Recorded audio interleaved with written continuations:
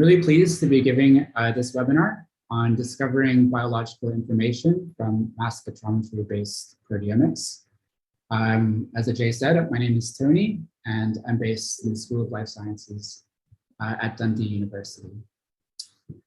So if you've joined this webinar, you're probably interested or have already carried out some proteomics, and possibly you've run into a situation where you've got data overloads. You've got lots of either raw files, mass spectrometry raw files, or what's more likely is that you've got large Excel tables that you need to analyze. And this seminar that I'm giving is meant to give you a primer on trying to understand the basics of mass spectrometry data analysis.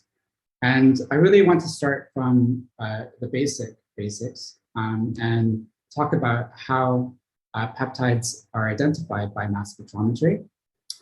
And then I'll explain some of the principles behind protein quantitation, namely label-free quantitation versus isobaric labeling quantitation, and in particular going through DDA and DIA.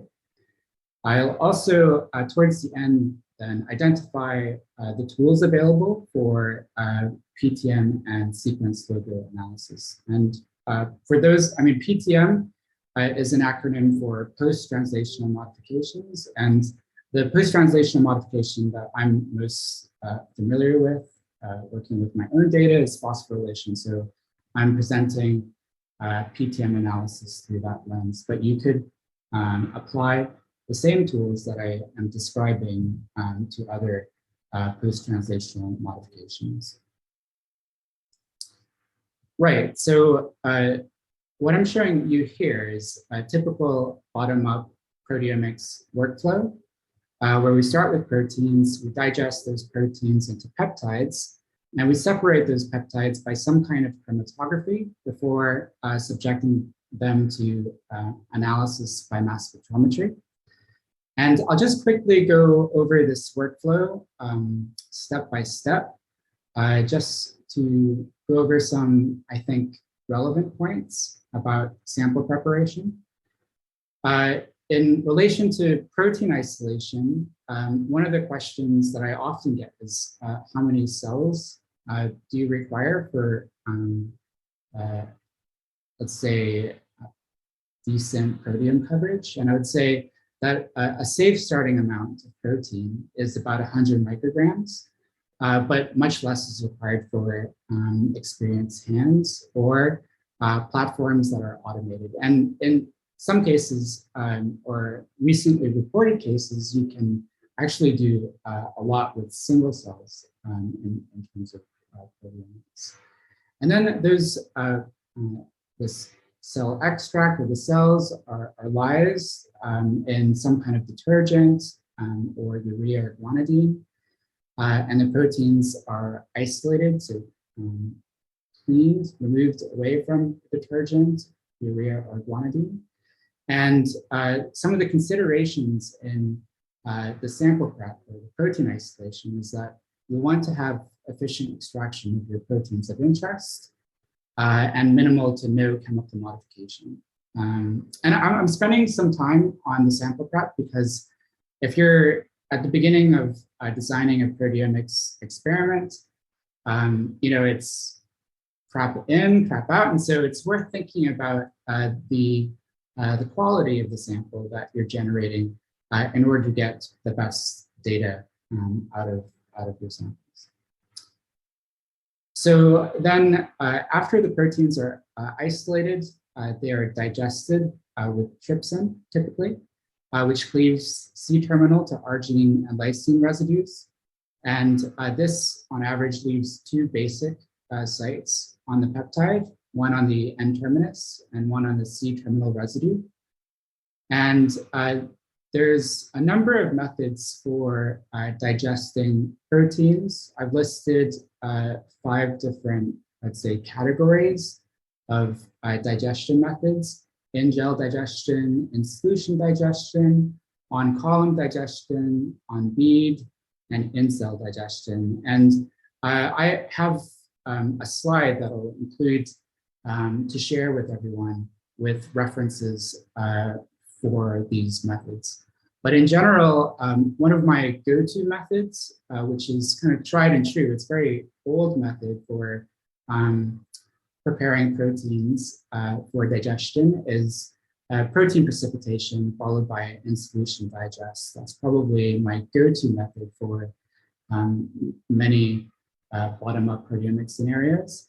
But depending on the exact experimental design and the biological question, other methods will be better.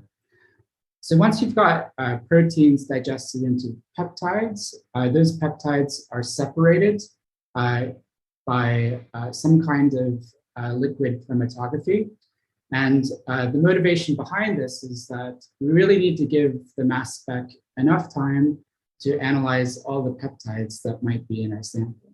So just to give you an idea of the number of peptides that we are trying to analyze in a large-scale bottom-up proteomics experiment, in a typical human cell line, like a HeLa cell, there's roughly about 10,000 proteins expressed at any given time.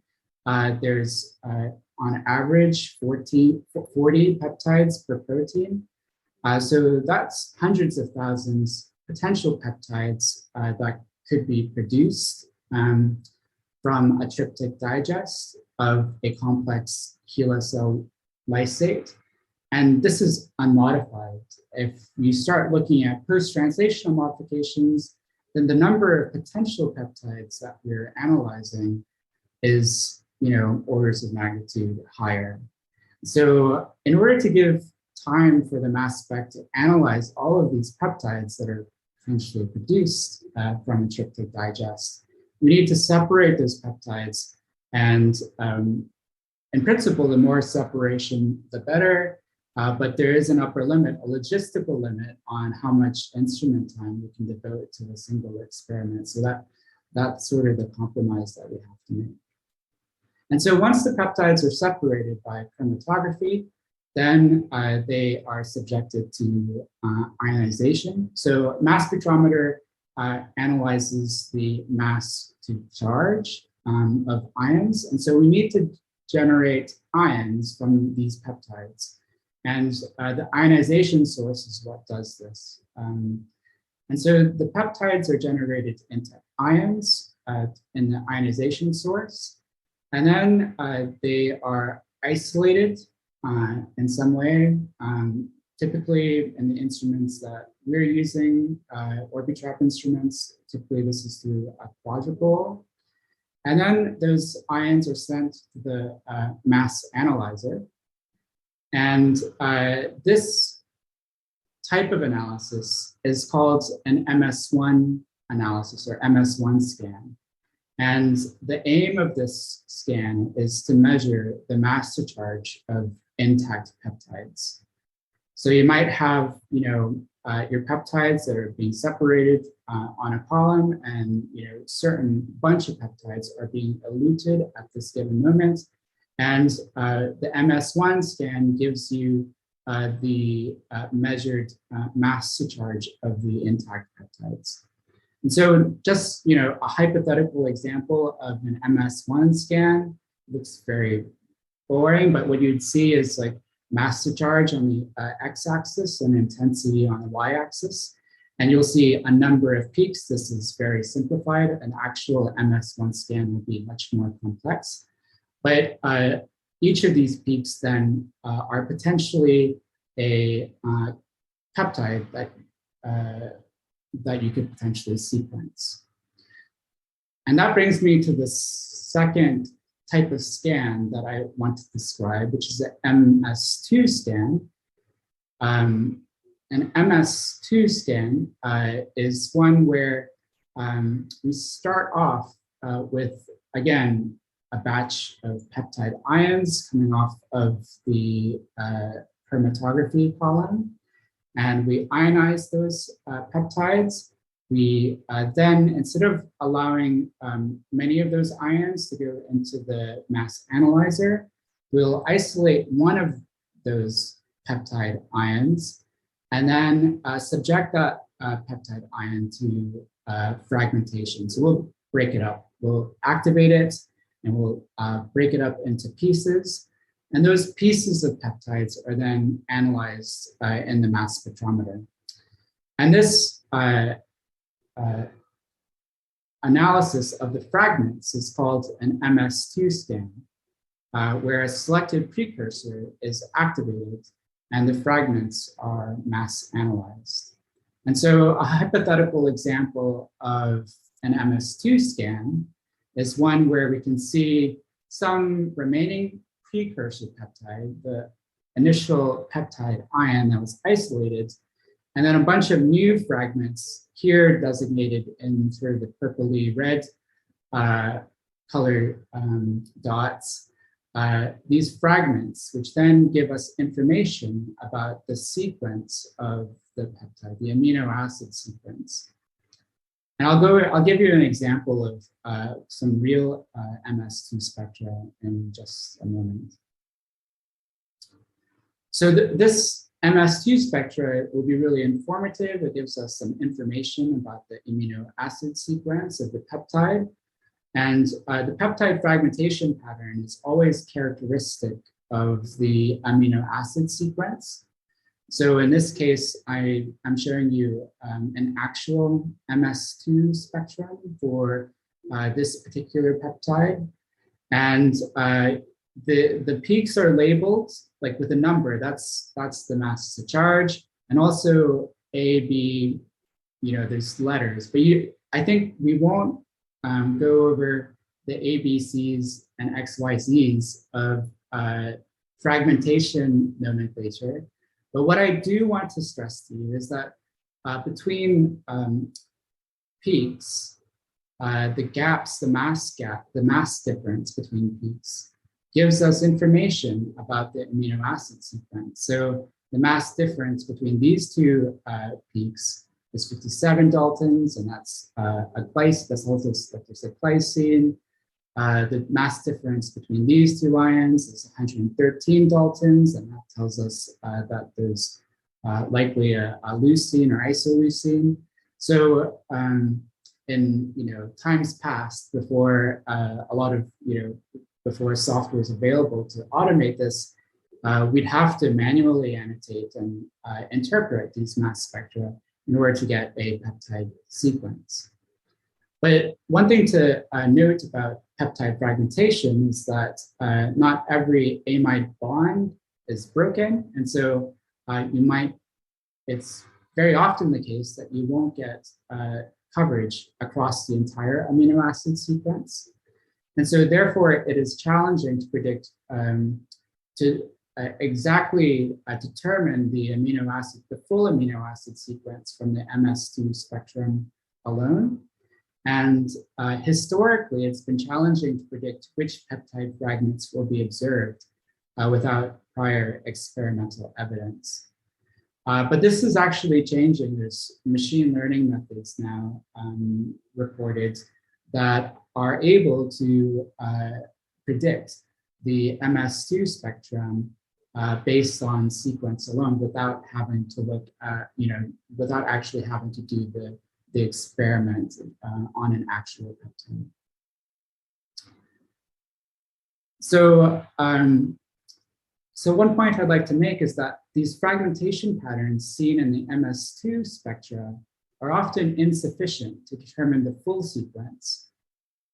For example, in this peptide that I've shown here, based on the MS2 data that I showed you in the previous slide, we can put these little marks to indicate where we can, where we identify fragments corresponding to cleavage between these two amino acids. But there's some amino acids where we don't have coverage, so we don't have any fragments between this G and R. And so this is an example actually where we have a decent amount of coverage. But In many cases, we have less than this. And so, so how do we actually identify the sequence? Well, typically the MS2 spectrum gives enough fragmentation information to identify the peptide uniquely out of a theoretical peptide library. And that's really what we do in bottom-up proteomics. It's a complex matching problem. And I'll elaborate on this in a bit more detail, but just to give you like a simplified, trivial example, you have in the silhouetted versions of these animals, you have some sort of theoretical sketch for what this animal might look like. You have let's say a photograph of the animal, and you're trying to match to see, what is this observed animal? Is it a lion, or is it a dog, or a sheep, etc.? And so with proteomics data and mass spec data, it's also a matching problem. And what we have instead of photographs, we have mass measurements. So we have the mass measurement of the peptide precursor, and we have an MS2 spectrum. So this mass of the peptide precursor we got from the MS1, which I described to you already, and the fragmentation spectrum we get from the MS2. And then once we have these data, we perform what's called a database search. And there's 3 key steps for this database search: the MS1 filter, MS2 scoring, and the score cutoff. And I'll go over each of these steps briefly in the next slides. So what we need to do next is to create an in silico database, so generated in the computer, of all the peptides that could be generated from the proteome of your sample. So let's say, for example, you're analyzing HeLa cells, then you would take the human proteome from UniProt, and then subject that, so the software will do this automatically, would subject it to in silico digestion by trypsin into different peptides. Those peptides will have a calculated mass. And what we have is an observed mass for a particular peptide. And let's say for the point of, for simplicity, that this hypothetical peptide has a mass of 1,000 Daltons. And because these mass spectrometers will have a specific mass accuracy with respect to the mass measurement, we know that it's 1,000 Daltons within a certain tolerance. And already, right off the bat, we can say, out of all of the peptides that can be generated in our proteome of interest, we can throw out the ones that don't match the observed mass, and are left with several candidate peptides that could potentially match with the peptide mass that we observed. So that's fine. So we've narrowed down the list now to several peptides. And now we can make use of the MS2 spectrum. So here on the bottom is the observed MS2 spectrum in blue. This is hypothetical. And the 3 candidate peptides above in black. And the database search engine will match the observed spectra against these predicted theoretical spectra, and then assign it some score. And so the more peaks that match between the observed and the theoretical, the higher the score. And so different software, different database search engines will score differently. And so it's actually not, you can't really compare the scoring of one database search engine to another. For example, MaxQuant, which is a platform that I use quite often, the Andromeda, the database search engine that drives MaxQuant, that's benchmarked against Mascot, and historically, a score of like 30 or higher is pretty good for a peptide identification. But we'll come to that in a minute. So we've got some pieces of evidence now. We've got the theoretical mass and spectra for this peptide. We've got an observed mass and observed MS2 spectrum for this peptide. We've got a score. And so we've got a peptide spectrum match, a PSM. And the next topic that I wanted to cover is, so once you have a score, what does that score really mean? And what's a good threshold for a good match and a bad match? Because sometimes there's good matches, like in this case, there's like this drawing of a sheep and a photograph of a sheep, and we can kind of see that the two resemble each other.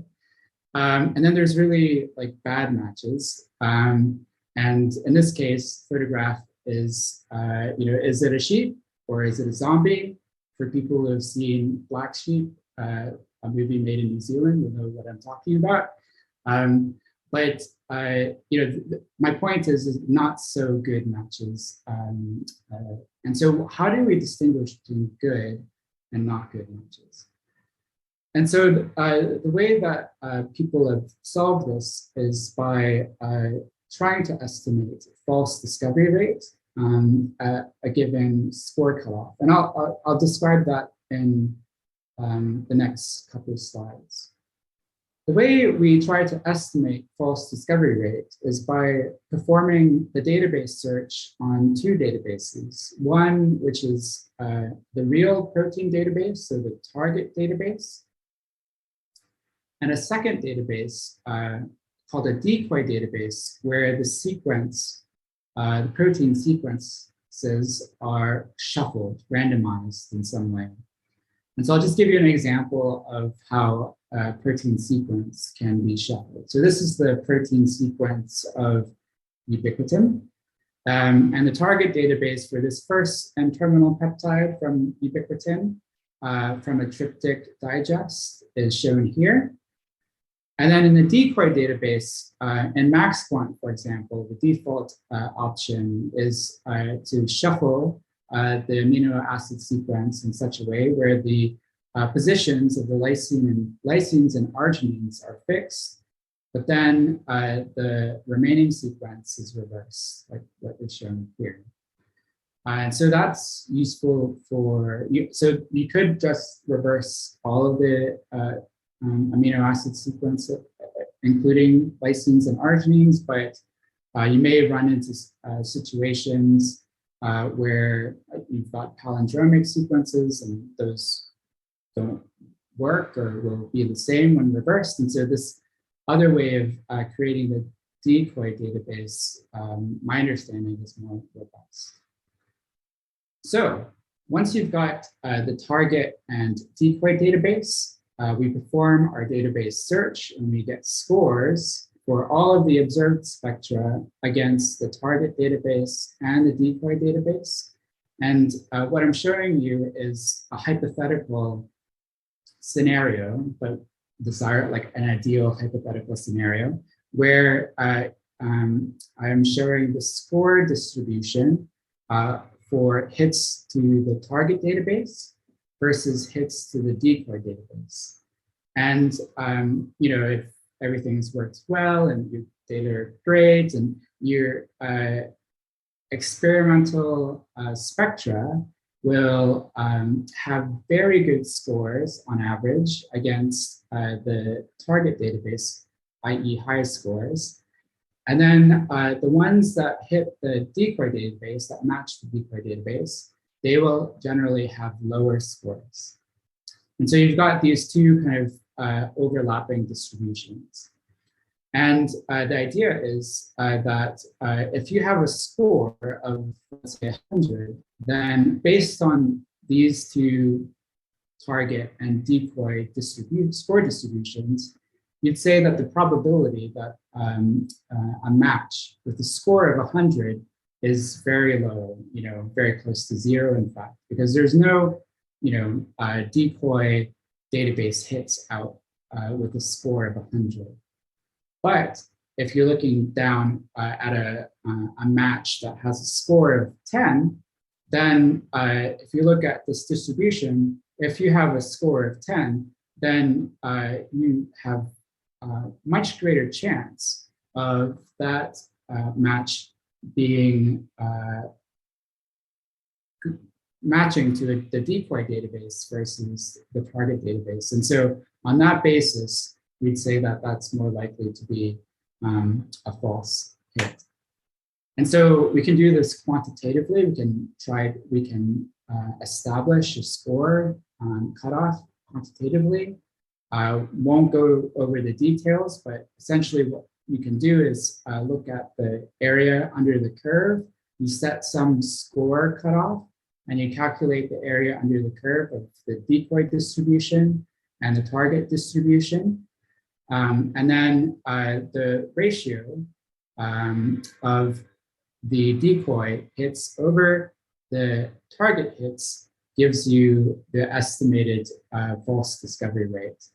And typically, in our database search engines, we set this false discovery rate at the PSM level and also higher levels, which I won't go into, at 1%. So that means that we accept that 1% of these peptide spectra matches are likely to be false discoveries. And so I guess one of the take-home messages from my talk is that proteomics analysis by mass spectrometry is a probabilistic process. And there's some considerations or ramifications of this, which is that if we accept that 1% of our peptide spectrum matches are potentially false, then having multiple supporting peptides per protein is really important for the highest confidence identification and quantitation. And this isn't always possible. For example, when you're analyzing post-translational modifications, by its very nature, post-translationally modified peptides are unique. And so we can't really use multiple peptides to give you information about a single phosphorylated peptide species in the same way that you might be able to with proteins, if you have multiple peptides that map to the same protein. Right. So in summary, proteomics is typically performed bottom-up. And bottom-up because we take our proteins and chop them up into peptides. And what we actually measure are peptides, and then we infer the behavior or quantitation of proteins based on these peptide measurements. And there's some implications about this, the fact that we measure peptides, not proteins, but I won't go into that here. The second point that I wanted to make was that peptides are sequenced based on probabilistic matching. And that because of that, where possible, 2 peptides or more provide the highest confidence identification. So going back to the outline of the learning outcomes, we've covered the basics of peptide identification, not everything, but I'll have another slide with references. So if anyone wants to dig deeper into any of these topics, at least give you one reference that will be a starting point for learning more. And the next topic that I'll be covering is protein quantitation by mass spectrometry. And I'll be talking about isobaric labels, DDA, and DRA. So we'll cover label-free and labeled approaches. With label-free quantitative approaches, what we quantitate are the intensity peaks from the peptides eluting from the chromatography. And in the past, quantitation has relied on, like, I suppose, distant past, although, to be honest, some colleagues come to me with this, which is spectral counts. So spectral counts is something that was used in the past, not so much anymore currently, but we've moved away from that and gone to MS1 intensity-based quantitation.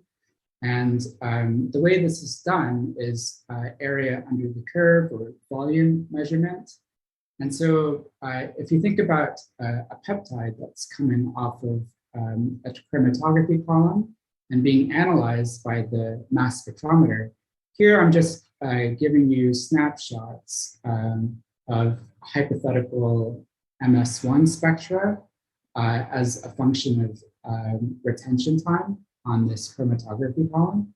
And for this, hypothetical peptide, it's starting to come out of the column. So, there's a smaller peak and then it gets bigger and then decreases again. And so there's 3 dimensions of that are useful in order to obtain a quantitative intensity measurement here. There's mass to charge, intensity, and time. And what, for example, MaxQuant does, it builds a peak, a 3-dimensional peak, and then integrates under that peak to get a volume. And it's that volume measurement that's used for quantitation. And so that's then used, you can do a lot with that data already.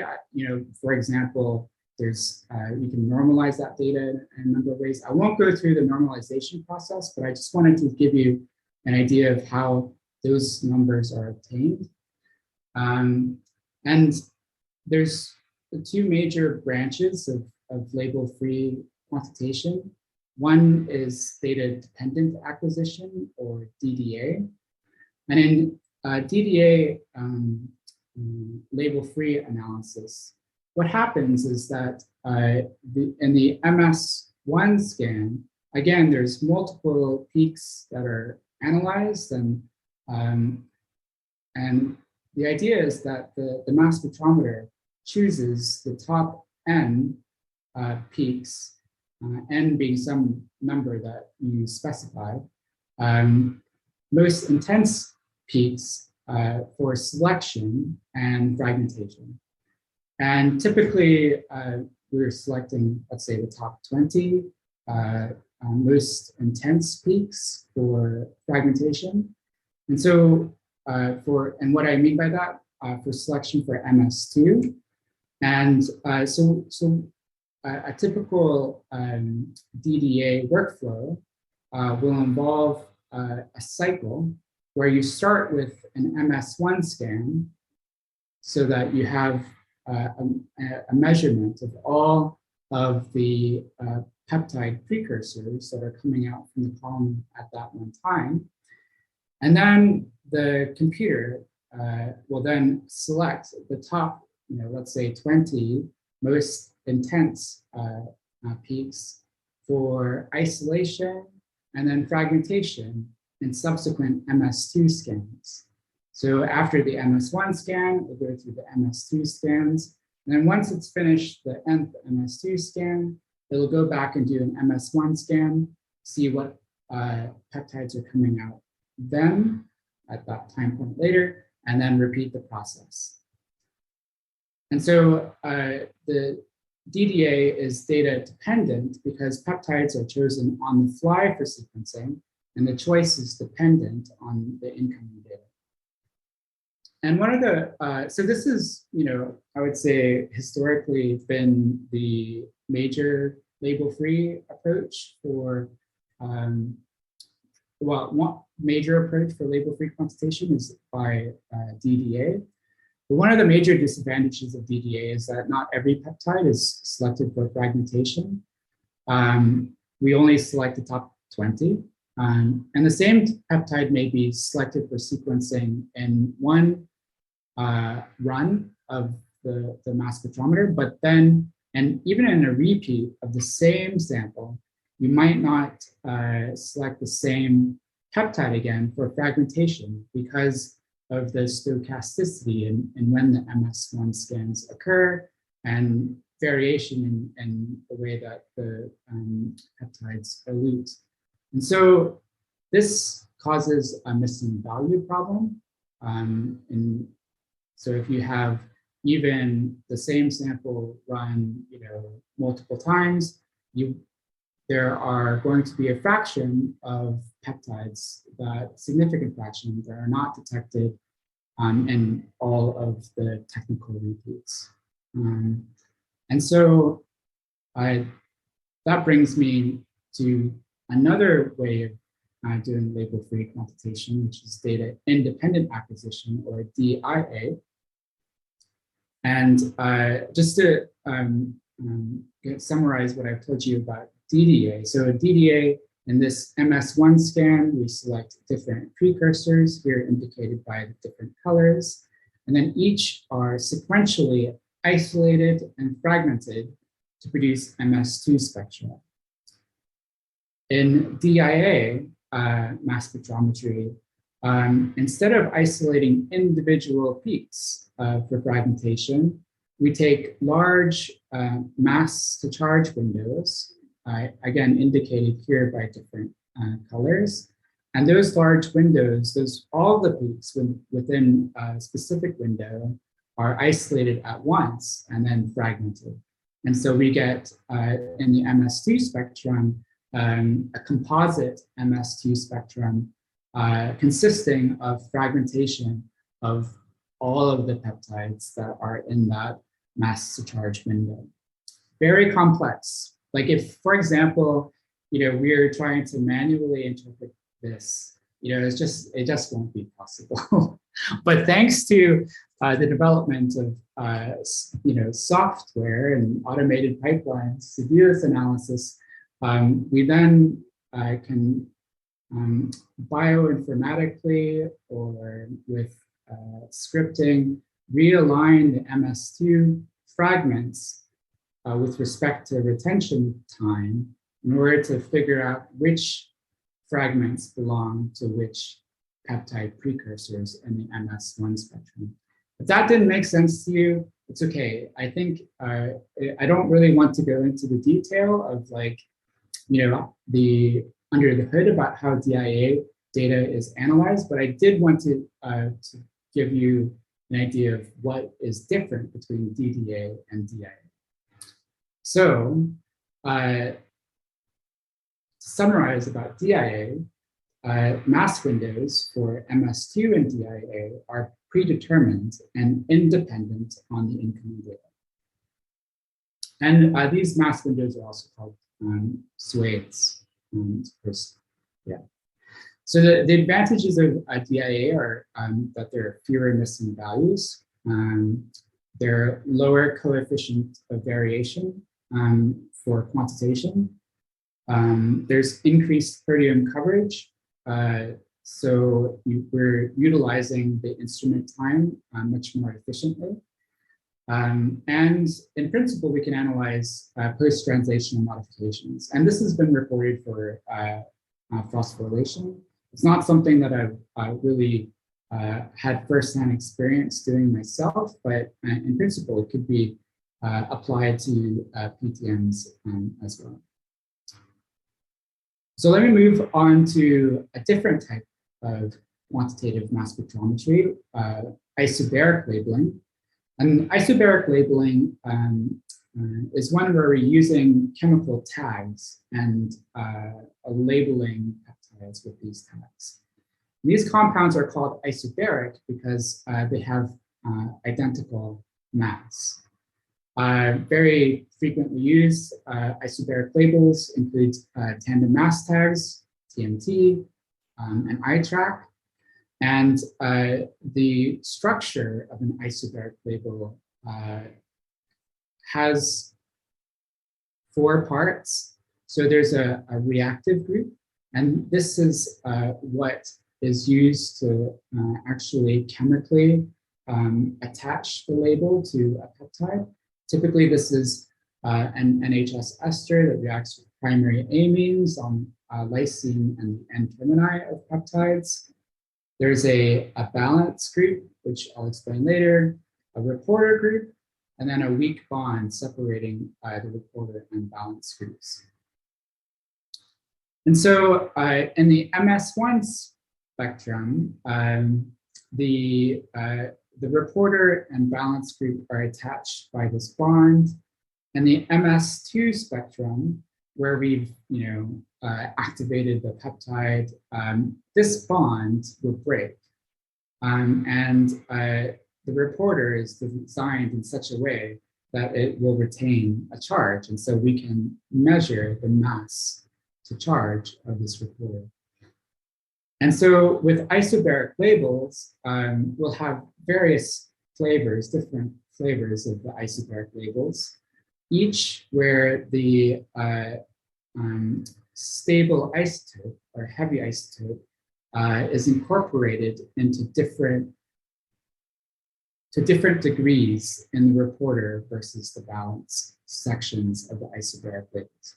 So I think this is much easier if I just give you an example. So in this case, we've got 2 heavy isotopes on the reporter and none on the balance. Here we've got 1 on the reporter, 1 on the balance. Here we've got none on the reporter and 2 on the balance.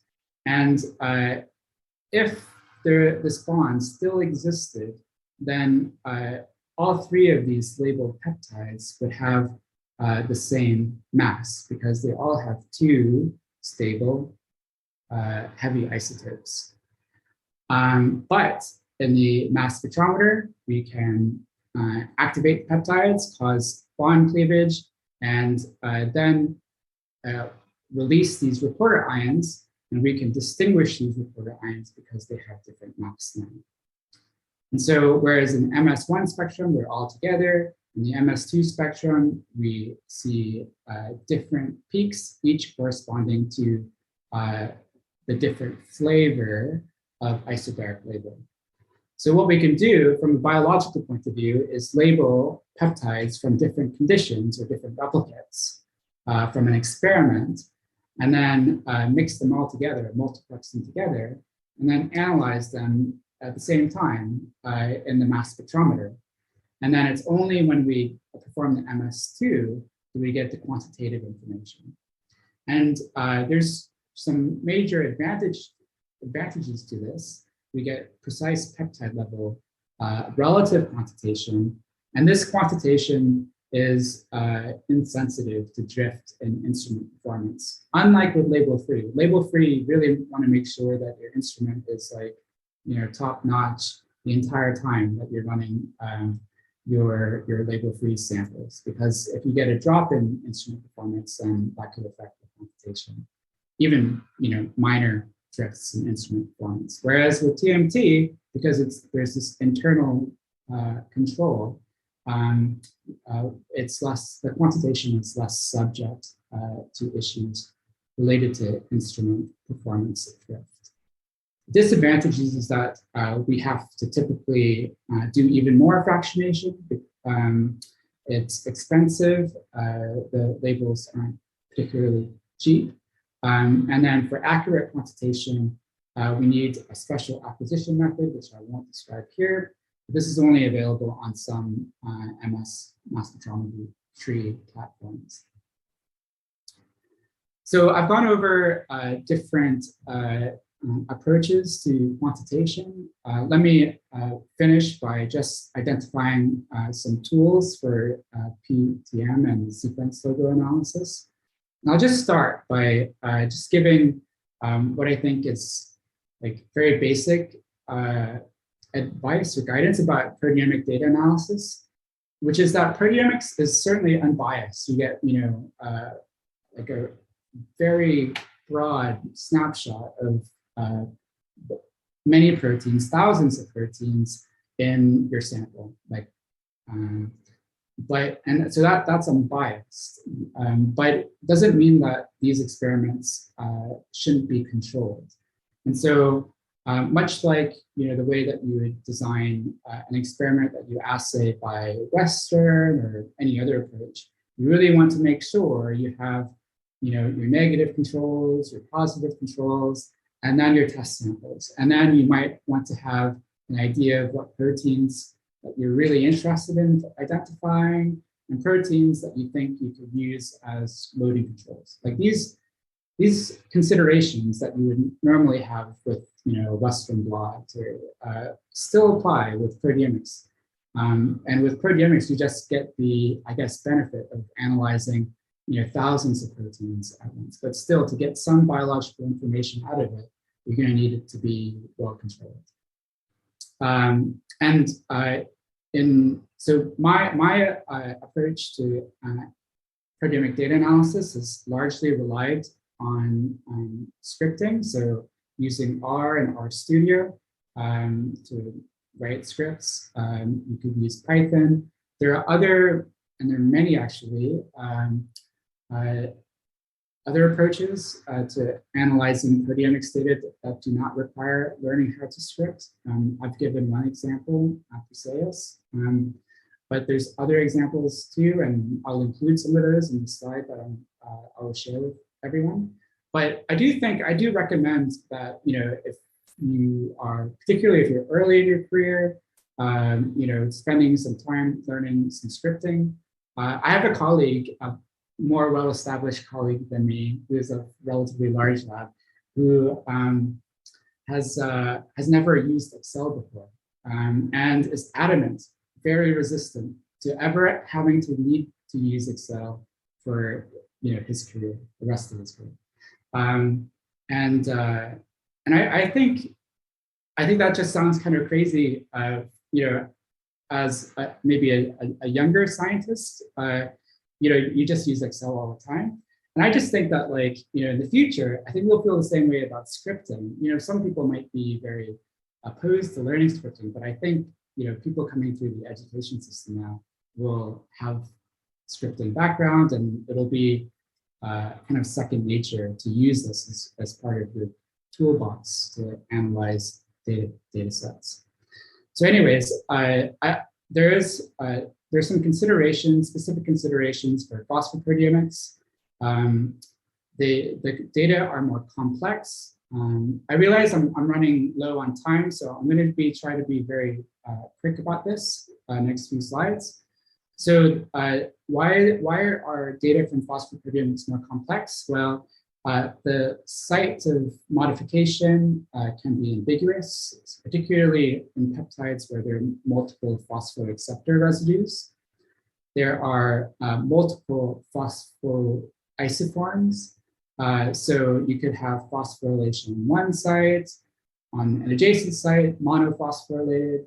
You could have diphosphorylated sites on different sites. So it's just, there are many more species, chemical species, that one has to deal with. The other thing is that these phosphorylations tend to be low stoichiometry, and so we need to enrich for them in some way.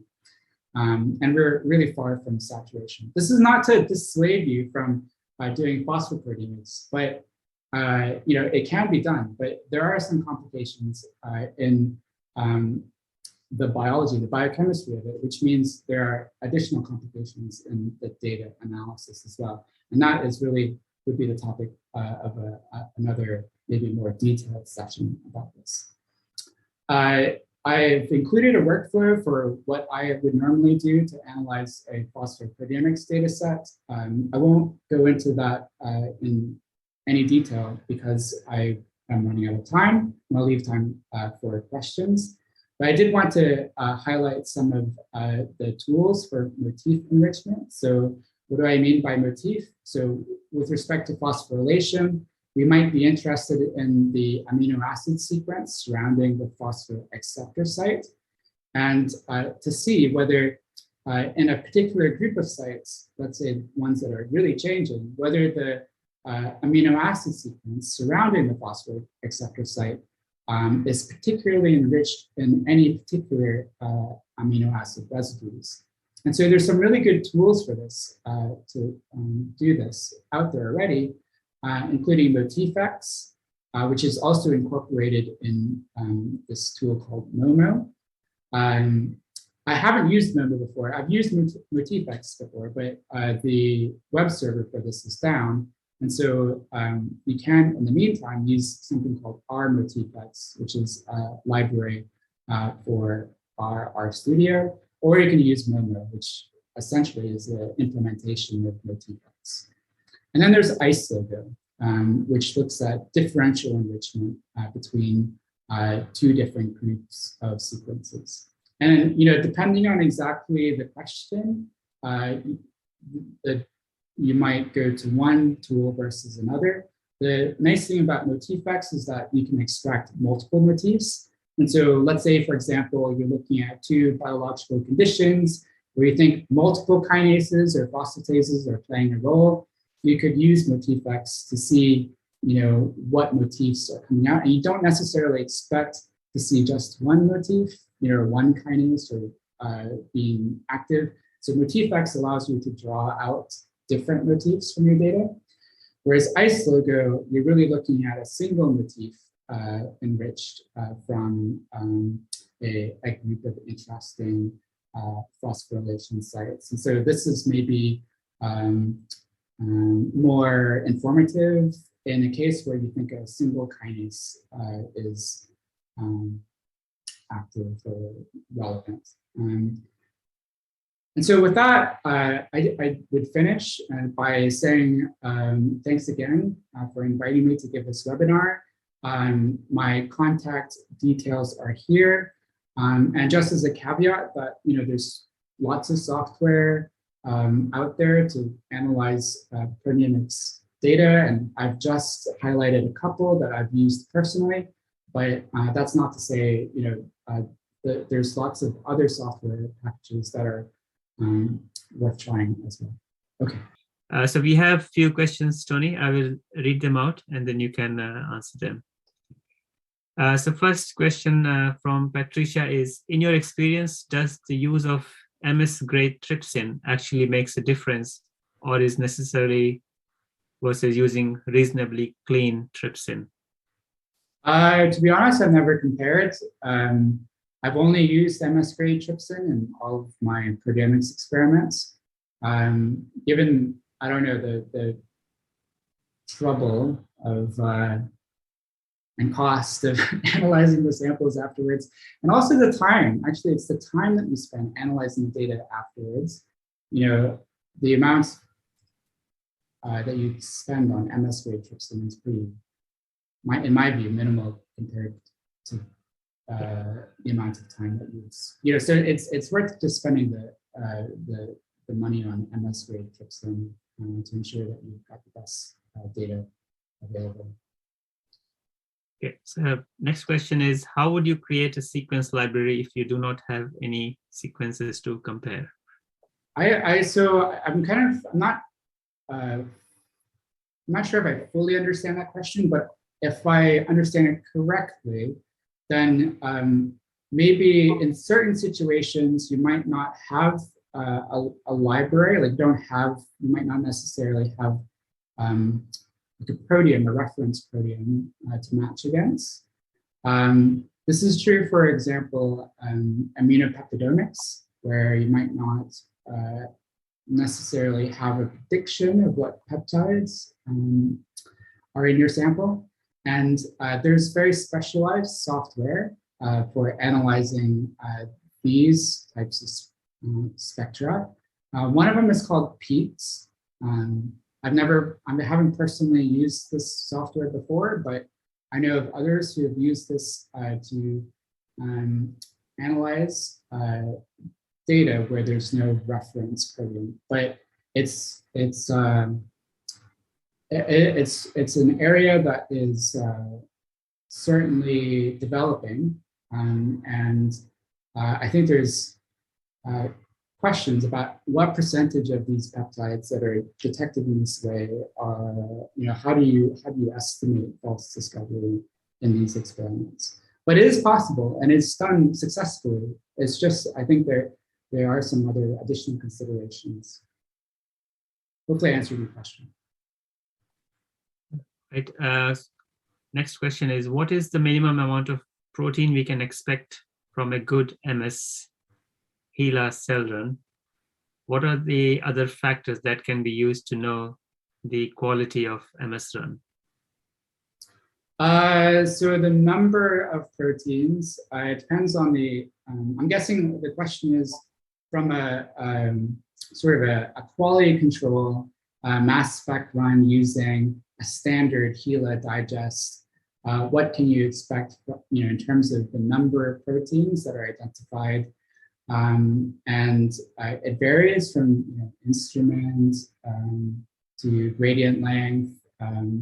But our standard quality control metrics for a tribrid Orbitrap instrument, like 3,200 proteins identified from HeLa injection of a HeLa digest. And if I recall correctly, then it's like around 100 nanograms, so pretty low amount of injection. But it depends. So it's not much of an answer, but I hope that helps. Okay. Next question is, do you know any good R libraries to analyze label-free data? So actually, I've heard very good things about this DEP library for label-free analysis. I haven't used it personally, but yeah, that's one I've heard from other colleagues that was very useful in their analysis. So I actually will include that in the slide of references to show. Yeah, that will be great. Okay, so next question is, considering how different database search engines use different algorithms for scoring and the general probabilistic nature of matching in proteomics analysis, aside from aiming for multiple supporting peptides per protein, how do you build confidence in your results? Mostly through controls. Do you ever compare results from multiple database search engines? For standard bottom-up proteomics, or even phosphoproteomics, I don't typically compare between different database search engines. I feel like these things are well worked out now. But for unconventional bottom-up proteomics, where you're not matching to a database, or recently we've been looking at other post-translational modifications. In these instances, I think we have seen very big differences between different database search engines. So in that case, yeah, it would be worth looking. But like I said, for conventional bottom-up proteomics and phosphoproteomics, we've primarily stuck with MaxQuant, which seems to work very well in our hands. And I guess to answer the other part to your question, yes, it's really important to include biological controls. That's so important. Even so, the label-free analysis or TMT analysis, it's typically you want to have a control where certain, if you can generate it, some proteins are, for example, missing, like present in one condition, completely missing in the other, because then you can really establish, if you don't detect a signal in a particular condition, that it's really not there, versus just from some technical point of view, not detected. The other thing that happens with TMT and label-free DIA sometimes is that you can, because of the way that different software imputes missing values. You can find evidence peptides from your knocked out protein in the knockout sample. So, I'm not trying to dissuade you from doing proteomics, but I think what is important for any biological experiment is to make sure you have control so that you are personally confident of the data set that you've acquired. And the other thing is that the false discovery rate estimation is dependent on the quality of the data set to some extent. So, in a way, having these biological controls, make sure that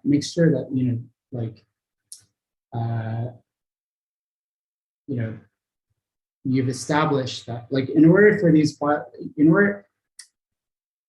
you want to have these controls in place, and that will give you confidence that of the quality of the data set, that the false discovery rate is being estimated properly.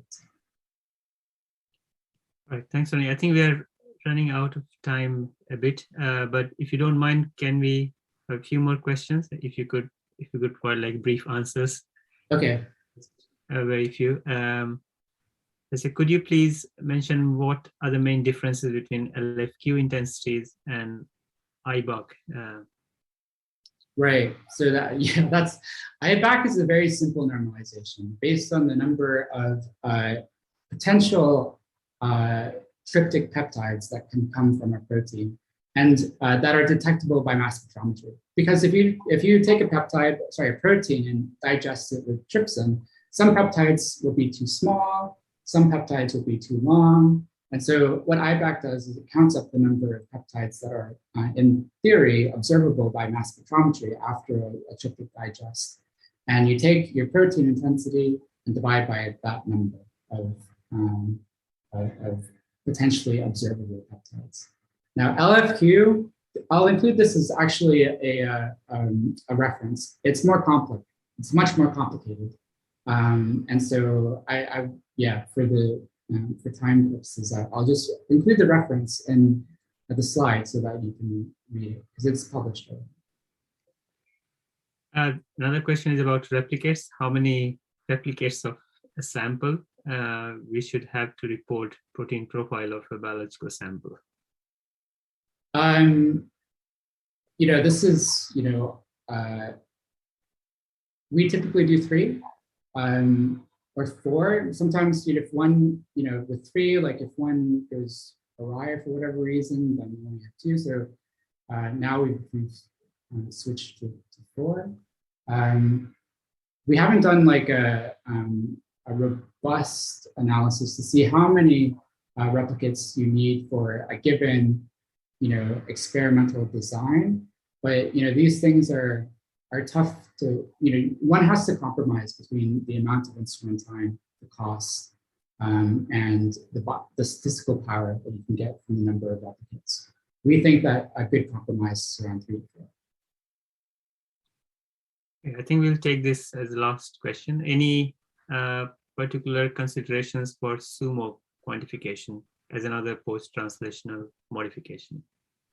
I don't have any experience quantifying sumo post-translation modifications. That's kind of a different beast in that it's quite a large modification that you can then chop down into smaller kind of pieces that you can detect by mass spectrometry. So what I'll do, actually, I'll include a reference for detecting sumo, because I have a colleague here in Dundee who has done a lot of work in this area. So I'll just include that as well. Thanks.